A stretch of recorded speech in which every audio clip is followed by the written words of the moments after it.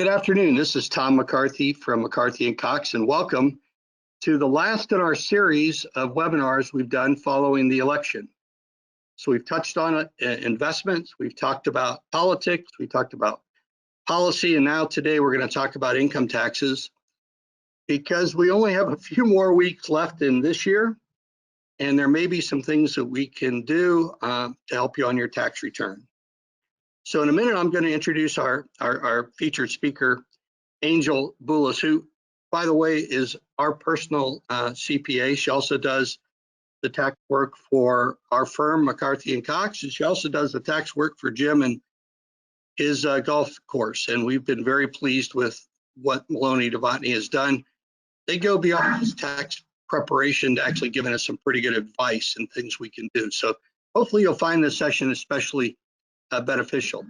But I do want to put a plug in real quick. This Sunday night at 7 o'clock, McCarthy & Cox is going to host a virtual Christmas concert to benefit CareTrade.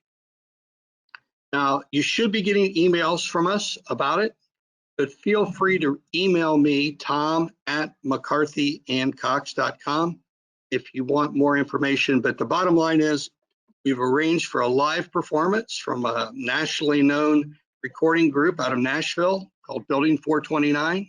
They've had a lot of songs on the radio. They're going to perform for us live. You will have an opportunity if you want. There's no requirement, but if you do donate that night to CareTrade, our firm will match what you give up to a cumulative $2,500. So we're challenging you to do something good for the people of Union County who need food at Christmas, and we hope you'll participate. And I think after this year in particular, a lot of us are, I got a little bit of cabin fever. I've been isolated. So coming together to do something as a community and have this common experience and celebrate Christmas together, I'm looking forward to it, and I hope you'll join me. So with that, Angel, welcome. We're glad to have you here. I know you have a presentation to make. During the presentation, any of you who want to, you can send a question. There's a chat box. We will do our best to get all the questions asked that we can.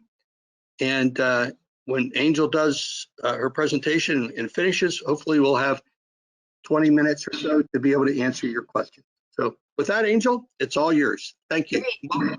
Thank you, Tom. Again, my name is Angel Boulis. I work at Maloney Novotny. I'm a senior tax manager here, and I help businesses of all sizes as well as individuals. And I've been doing it for about 20 years now, and I enjoy it. I help clients get an idea of how taxes are going to look. Right now, I'm helping clients do tax planning as much as I can, because some tax laws we're still waiting on, but we are going to go over today some items that have changed over the last year, and hopefully it'll help you kind of get an idea what 2020 will look like for your taxes. So first off, just, disclaimer, things might change by the time you hear me and we file your tax return next year, okay? This is a screen for the 2019 to 2020 tax rate changes. As you can see, the brackets have gone up a little bit. It's pretty much caused by the adjustments for inflation each year. And as far as tax rates changing from 2020 to 21, your guess is as good as mine. It depends what happens with the Georgia race, as well as whatever the next presidency will entail. So at least now we pretty much know what 2020 is going to look like, and that's all I can really guarantee right now. The standard deduction has gone up a little from 2019 to 2020. There's additional deductions if you're blind or over 65, and those amounts did not change. There's quite a few different origins for the tax law changes for 2020. One was the Secure Act that happened last December of 2019, and that had a lot to do with retirement accounts and the different retirement types of retirement accounts there are. The CARES Act, the Families First Coronavirus Response Act. There were other acts during the year and a presidential memorandum, and there's another congressional action hopefully coming in the next week or so.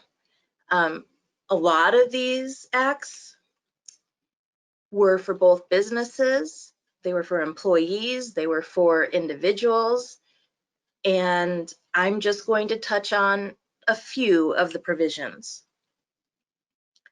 One item that was provided by the CARES Act was the economic impact payments, also known as the stimulus payments.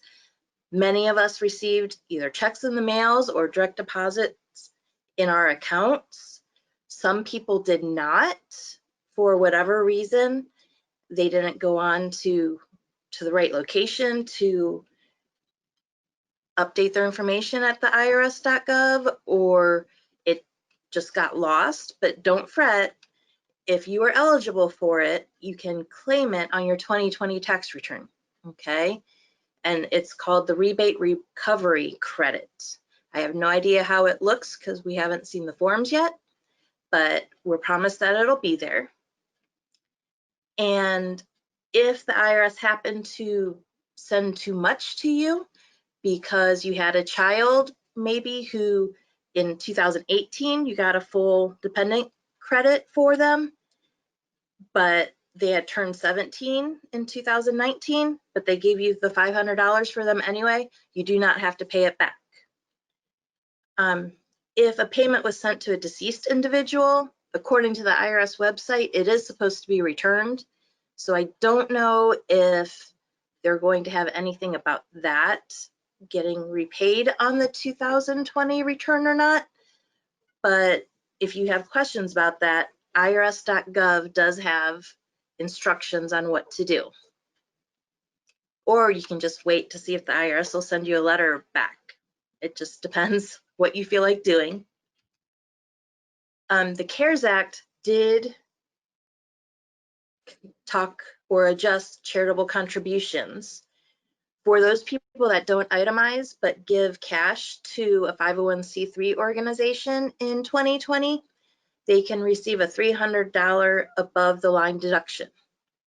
Okay, that means that, you know, you keep your records and you could take that on your tax return on page 1 of your tax return. Okay, if you itemize, it just goes on your itemized deductions and you don't put anything on page 1 of your tax return. The other big item is charitable contributions used to be limited to 60% of your adjusted gross income. So if you were a very generous donor and you gave a lot of money, way more than your adjusted gross income, you would be limited to just the 60% of your adjusted gross income, and the excess would be carried over for 5 more years. Now that limit is disregarded, so you can get a deduction for up to 100% of your adjusted gross income. So they did that to help with the charities, to help, you know, the people in need. Required minimum distributions had been changed a couple different times over the last year. One, the Secure Act changed the age where it needed to start being done. It used to be 70 and a half, and now it's 72. So if you turn 72 in 2020, you must take in the Secure Act, you were supposed to take a distribution by April 1st of 2021. Okay. Now with the CARES Act for the year 2020, you do not have to take your required minimum distributions, no matter what age you are.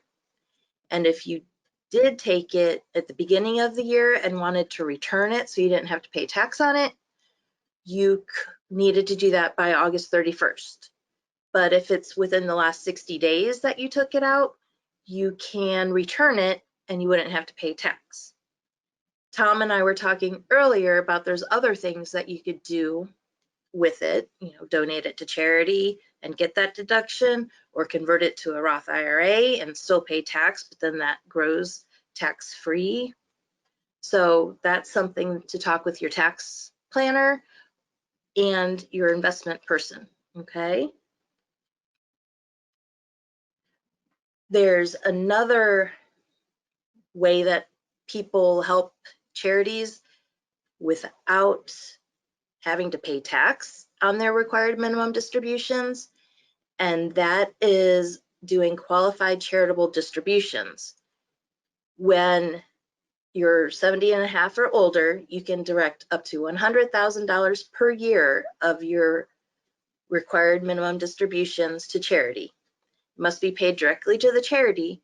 Now, they can write a check payable to the charity, and you can deliver it if you want to actually see them face to face. That's allowed. They just cannot write a check payable to you, and then you in turn write another check to the charity. Okay, and we can do that at 70 and a half, even though the required minimum distribution is not required yet because you're not 72 yet. And those distributions that went to the charity, they do not hit your adjusted gross income, which is great, meaning you don't pay any tax on it, but it also is not taxed by the state of Ohio. So that's a great bonus. For the future, people are allowed to contribute to IRAs even after they're 70 and a half. That's another change that I'll talk to in a little bit. But if you do a QCD and an IRA contribution, there's some items that have to be looked at and another calculation that needs done. Some other retirement plan items are the CARES Act allows for withdrawal up to $100,000 from an IRA or work plans like a 401k without a penalty for 2020. You must prove that you're impacted by COVID-19. You must still pay your income tax on it, but it can be spread over 3 years. And if you actually end up paying it back over that 3 years, your return can be adjusted so you get that tax back. You can either amend the return you've already filed or take it on the next return that you're filing as you've already paid tax on it. So that's definitely something to talk with your tax preparers about, but it is out there if you're really struggling because of loss of work or health. There is, and you're under 59 and a half, because that's when the penalty starts. You can take the money out without having to pay the 10% penalty on it. Okay, and for a period of time during this year, you are allowed to take loans from your IRAs, 401ks, at double what it normally is, but that time period has passed. As I said earlier, the Secure Act repealed the maximum age for traditional IRA contributions. Before, it was at age 70 and a half, you weren't allowed to make any more IRA contributions if you had earned income. But now you can. There is no max on your age. And for 2020, you could, if you're over 70 and a half, you could put $7,000 a year of tax deductible money. Okay. Also, the Secure Act changed what happens to post-death distributions. That is, you die and you have an IRA, and your beneficiaries everyone used to be able to take the distributions over your life expectancy, but that changed. Most people now have to have it distributed either over the next 10 years or just by the end of the 10 years. And that's for people who have passed on since 12/31/19. There's some exceptions. The surviving spouse, minor child, or a chronically ill person, or someone that's just 10 years younger than the owner of it, those people can stretch it over their life expectancy, but everyone else needs to have it paid out by 10 years. And another change from the Secure Act is if you have a baby or you are adopting a child, you and your spouse could each take $5,000 from an IRA and not pay the penalty on it. You have to pay the tax on it, but it's allowed to be taken off penalty free.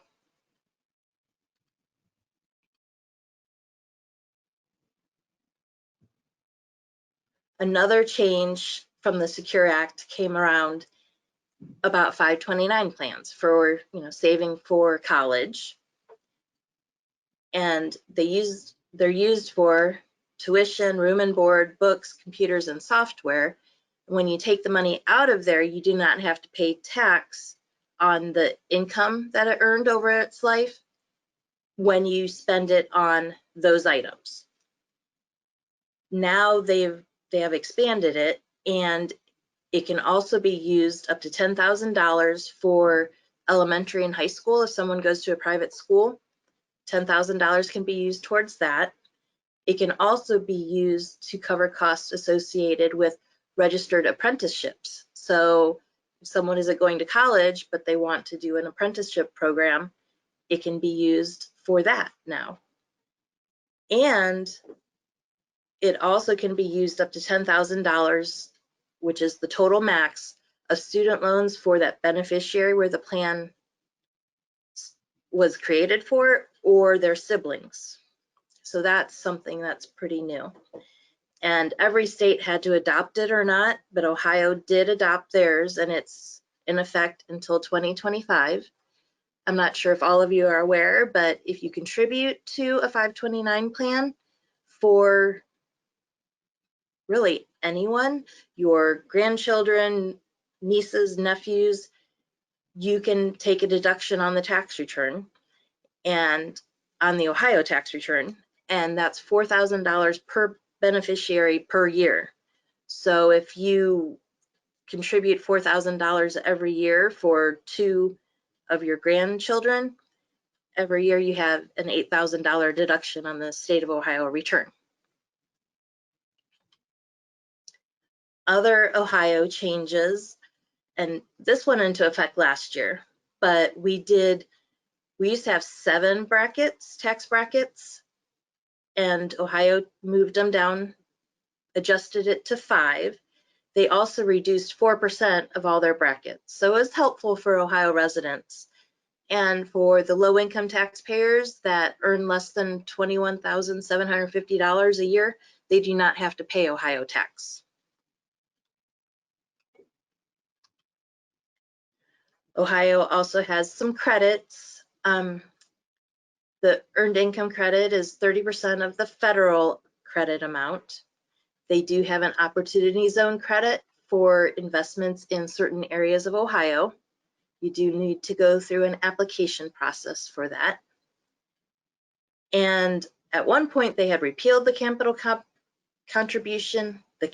contribution credit, but I think in 2019 they allowed it.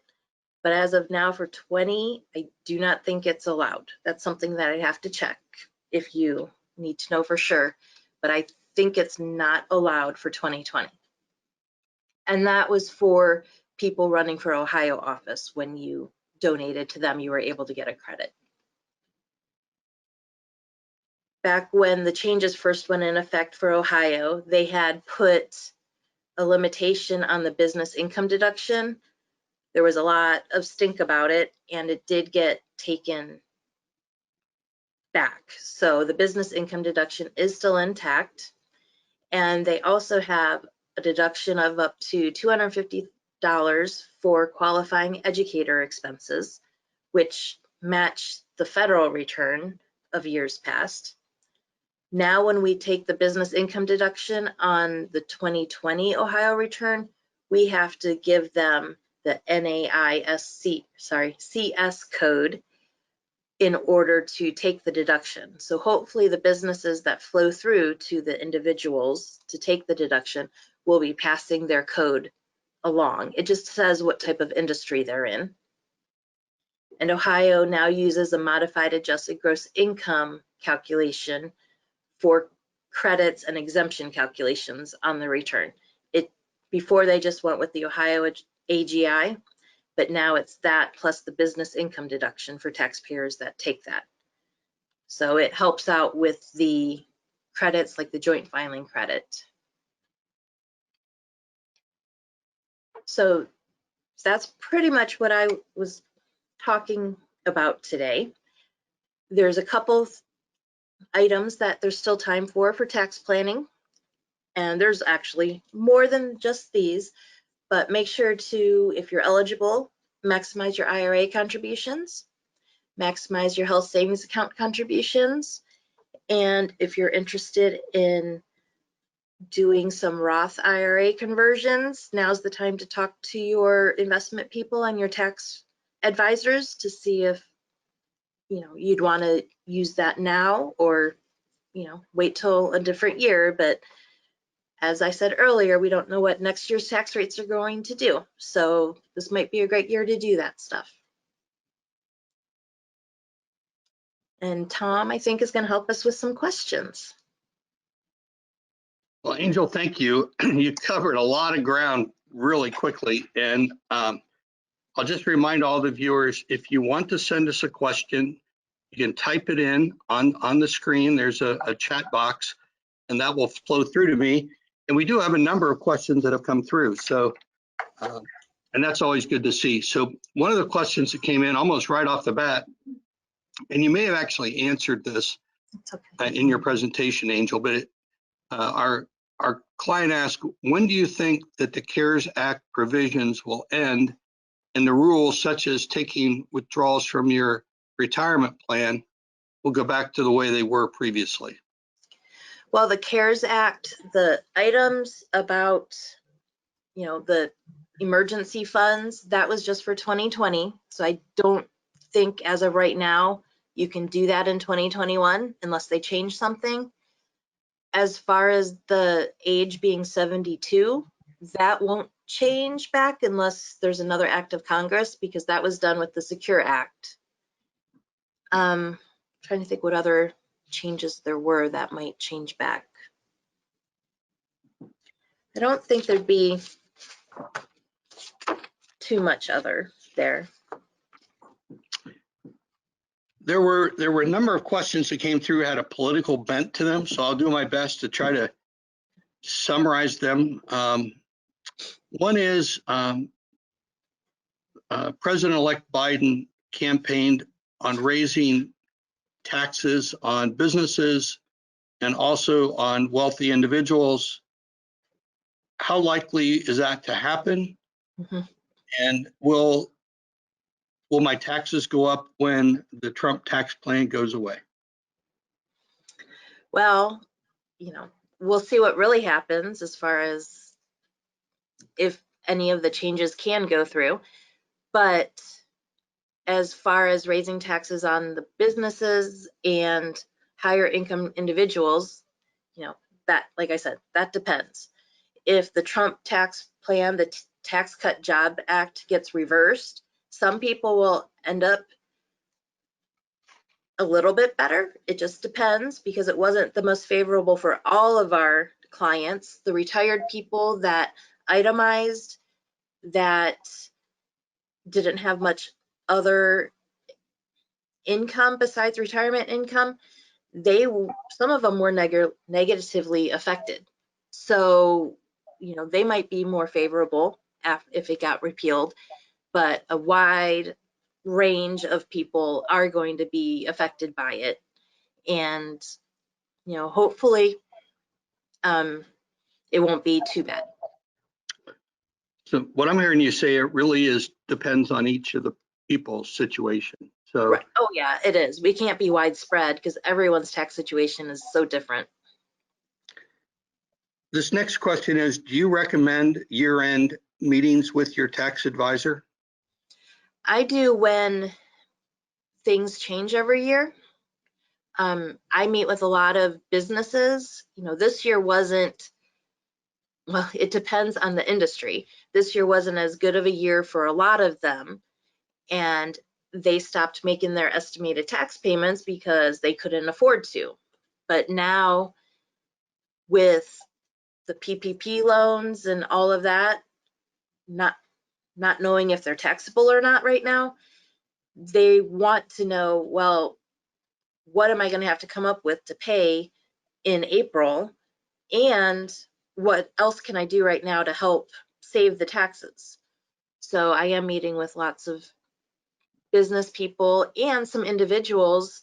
Some are wanting to know, does it make sense to do Roth conversions now? Or, should I just keep this year as it is? So there are a lot of people I'm meeting with.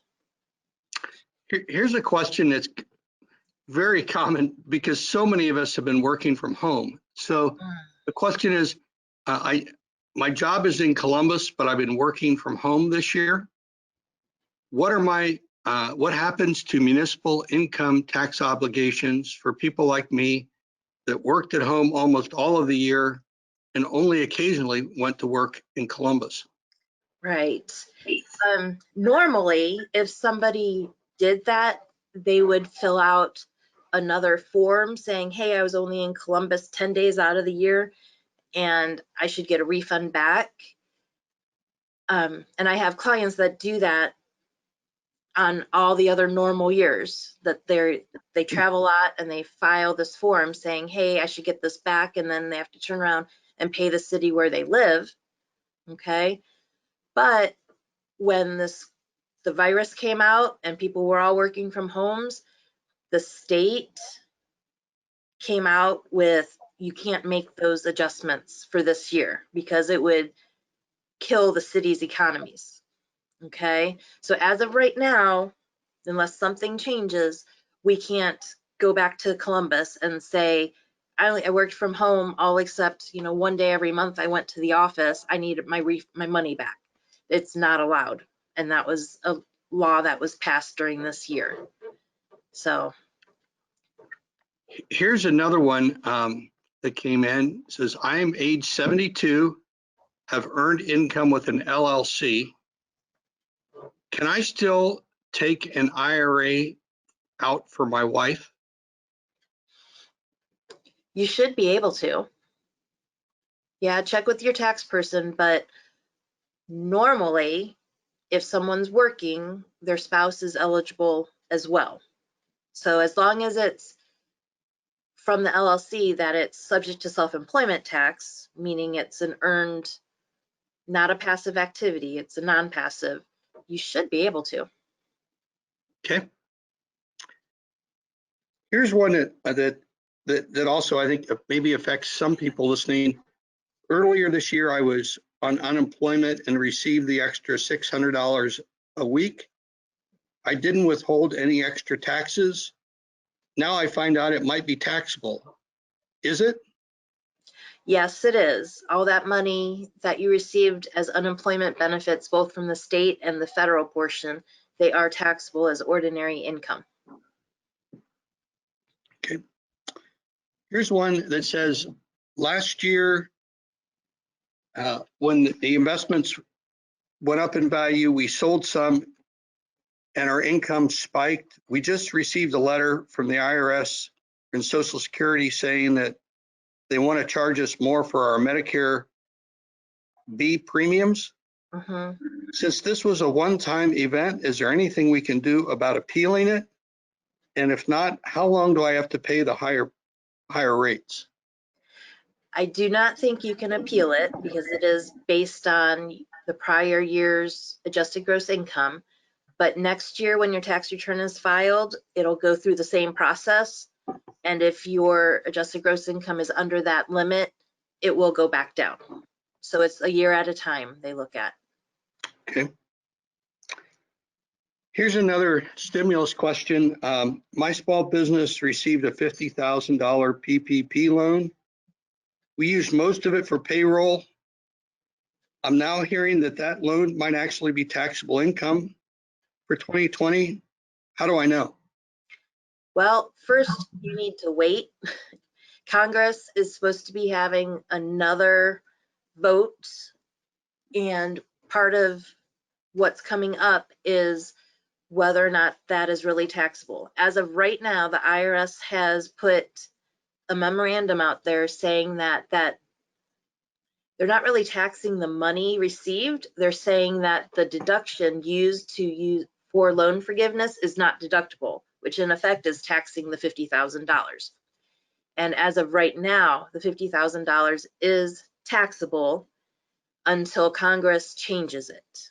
Okay, and that they're fully intended on making that change according to the American Institute of CPAs. That's what they say. I can't guarantee anything, but we're hoping for our clients' benefit that it does get changed. Here's kind of an interesting question. I'm looking to move to Florida, and I want to maintain an Ohio house. What does it take to become a Florida resident so I don't have to pay Ohio income taxes anymore? Well, you have to change your state of domicile, like where you actually live. Ohio has a great website about that says what they look at to see whether or not you are a resident of Ohio. I brought up something from the Ohio Department of Taxation. It's just tax.ohio.gov and type in Ohio residency, and it tells you what they look at in order to decide whether you're a resident or not. I mean, you would need to make sure you have another house. You would have to change your driver's license, your place where you register to vote. All of that are parts of that. Here's another scenario, and I think we've had this come up with other clients. I just sold my condo in Florida for about $50,000 in profits. I used all the proceeds plus some more to buy another condominium. Since I reinvested all the proceeds into another property, do I still have to pay tax on it? Yeah, the answer is yes, you still do, unless you do a qualified 1031 exchange, but that's for businesses. So selling a personal vacation home is a taxable event, and there's really no way around it. Make sure to get all your settlement costs as selling expenses, and if you've made any improvements there over the years, make sure to add that to your basis. Here's another question that just popped on the screen. I'm retired, had been working part-time, and then I lost my job to COVID. I received $22,000 in unemployment benefits. Will the government ask for this money back due to me taking 401k withdrawals to live on? They shouldn't. Are they asking if the government's going to ask for the unemployment back? I mean, they won't ask for that. They look at that before they dish out unemployment. My guess is he's asking, or she's asking about the ability to take money from the 401k and then paying it back, doing a loan and paying it back over a couple of years. They had unemployment. Oh, okay. They did some work. I guess the gist of the question is what elements do they have to be able to prove that they did in fact need the money from the 401k? So, and I do not have that printout or those elements, but talk with your tax preparer and they'll have a list, and I'm sure I'll have a list before January starts too. Sure. But it is going to be tricky for some people with those sort of scenarios, I think. Yes. Here's another scenario that comes up almost every year. A spouse died. In this case, the person's writing, my wife died earlier this year. We've always filed our taxes married jointly. Since she died this year, can I still file jointly in 2020? And what about in future years? When do I have to start filing as a single taxpayer? Okay, for the year in which they died, you still file joint. Okay, so 2020 would be joint. 2021, however, would be single, as long as you don't have any children in your household. There's head of household that you would file if you did have children, and actually there's another status called surviving spouse. So it just depends if you have children in the household or not. Okay. This person goes on to ask, because my tax rates will probably go up as a single taxpayer, how do I determine the right amount to convert to a Roth? Okay. That depends what tax bracket you want to be in. What I would do is do a tax return based on where you are right now, what you think 2020 is going to look like, see what tax bracket you end up in, and whichever one you are, depending on where you want to pay the taxes at, the difference there is what you would look at, maybe converting your Roth. Here's kind of the stock market this year, as we know, has been up, it's been down. This investor apparently didn't have the best of luck, because in January I bought investments in both cruise lines and airlines. Oh, They're both way down in value from when I invested. How can I take the losses? well, losses, capital losses are limited to, number one, they offset any capital gains that you have that year. And then if there's still excess losses, a married filing joint person can claim $3,000 in excess losses every year, and those losses get carried forward for years to come. The question goes on to say, do I actually have to sell them to take the loss? And if I do, when can I rebuy them? Because I think they will finally go up. You definitely have to sell them to take the loss. And if you rebuy them within a certain period of time, it's called a wash sale, right, Tom? Right. Yeah, And it's then you 30 wouldn't get days. to take the loss anyway. Are you trying to trick me here? No, I'm just. No, I know. So But, it would need to be a period of time before you could rebuy them. yeah, and I would just encourage you to work with, if you're our client, work with one of our advisors. If you're not one of our clients, then ask your advisor. They should know about the wash sale rule. And if you ask them about that, they should help you make that change. What changes do you think Biden will push through? What can I do now if I think my tax rates are going up higher later? You've answered that a little bit, I think, but.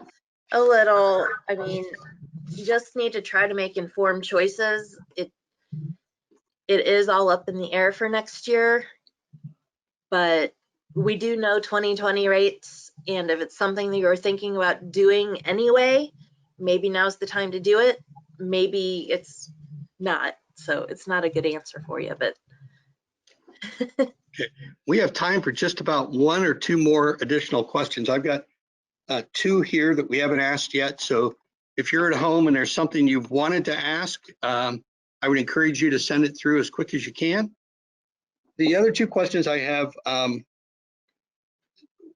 this person wrote, I understand that the Secure Act will require my kids to liquidate my IRA after I die within 10 years. I really hate to see them lose so much of that investment to taxes. Is there anything that you would recommend that I look at to potentially reduce the cost to my heirs? I've been thinking about Roth conversions, but that will take forever. I've also been thinking about possibly buying life insurance because it looks like the premiums may be less than the taxes to do the conversions. I mean, both of those ways are ways to mitigate that. A life insurance policy to cover what you estimate the taxes would be. Like maybe if they just went ahead and cashed it out year one and this is what their taxes might be, and you have a life insurance policy to cover that, that definitely helps. Again, converting to Roth IRAs is you paying the taxes now on it compared to them paying it later. So that's definitely something to talk with your advisors.